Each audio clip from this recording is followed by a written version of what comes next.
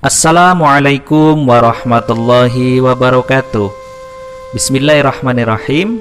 Apa kabar anak-anakku? Semoga kita senantiasa diberi kesehatan oleh Allah dan juga kita tetap semangat dalam belajar.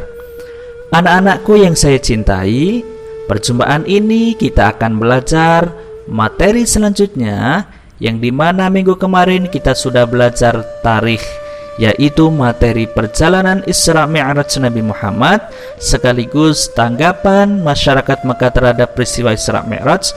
Namun perjumpaan ini kita akan belajar hikmah peristiwa Isra Mi'raj Nabi Muhammad sallallahu alaihi wasallam. Silahkan anak-anakku membuka buku paketnya di halaman 60. Pak Guru akan menyampaikan dan menerangkan apa saja hikmah yang dapat kita ambil terhadap peristiwa perjalanan Nabi Muhammad ialah Isra Mi'raj. Hikmah yang pertama, bahwa meyakini Allah yang maha kuasa atas segala sesuatu. Apapun bisa terjadi dengan kehendak Allah. Peristiwa Isra Mi'raj dari Makkah ke Palestina dalam waktu semalam bisa dilakukan oleh Nabi Muhammad. Berkat kuasa Allah, meskipun pada waktu itu banyak yang meragukan hal tersebut. Kita menambah keyakinan kita beriman kepada Allah bahwa meskipun perjalanan Nabi Muhammad dari Mekah ke Palestina pada saat itu sekejap malam, namun pada saat itu tentu tidak masuk akal. Kenapa? Karena pada masa Nabi belum ada pesawat, kemudian belum ada mobil atau motor. Namun adanya ialah berkendara onta. Sehingga apa? Kalau dari Mekah ke Palestina ditempuh dengan kendaraan onta, maka tidaklah masuk akal dalam waktu semalam sampai dari Mekah hingga Palestina. Tentu butuh waktu berbulan-bulan untuk menuju ke Palestina. Demikian pula sebaliknya, bahwa Nabi Muhammad menempuh jarak dari Mekah ke Palestina hanya semalam. Sehingga apa? Berbagai orang kafir Quraisy mencemooh dan tidak masuk akal serta tidak percaya.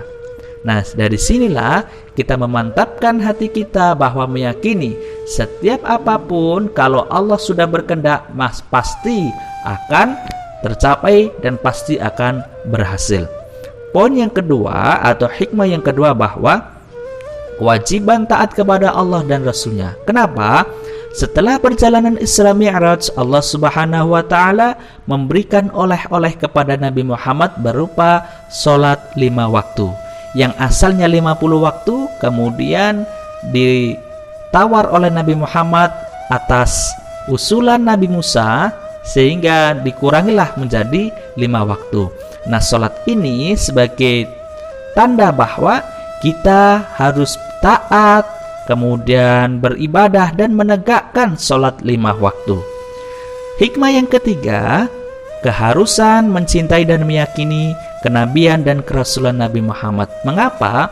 Meskipun peristiwa Isra Mi'raj pada masa dulu kalau dipikir tidak masuk akal, namun kalau sudah yakin dan percaya serta beriman bahwa itu merupakan wahyu Allah dan perjalanan Nabi Muhammad, pasti akan mengimaninya.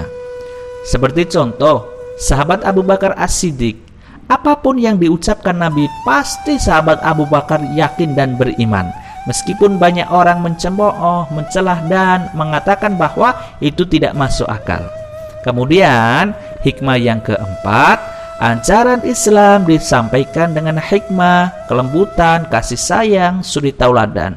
Sebagai contoh, ketika Nabi Muhammad menceritakan hasil perjalanannya dari Makkah ke Palestina, yaitu Isra kemudian Mi'raj dari Palestina ke Sidratul Muntaha dalam waktu semalam, orang-orang kafir Quraisy tidak percaya. Namun mereka malah ada yang mencemooh, mencela, bahkan menghina Nabi. Tindakan-tindakan yang dilakukan kafir Quraisy kepada Nabi, Nabi Muhammad tetap menghadapinya dengan sabar, santun, penuh teladan, dan juga tidak marah sedikit pun. Hal inilah yang menjadikan Islam semakin menyebar, Islam semakin diimani banyak manusia. Nah, itulah hikmah dari peristiwa Isra Mi'raj. Sekian dari Pak Lutfi. Jangan lupa kita tetap semangat belajar, dan belajar. Wassalamualaikum warahmatullahi wabarakatuh.